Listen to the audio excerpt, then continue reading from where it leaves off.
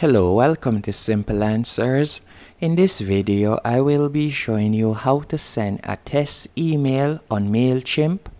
The first thing you want to do once in your Mailchimp dashboard, you are going to select Campaigns from the menu option on the left-hand column. Then you are going to select Email Templates, and you will see your saved email template, and you are going to simply tap right where you see the name.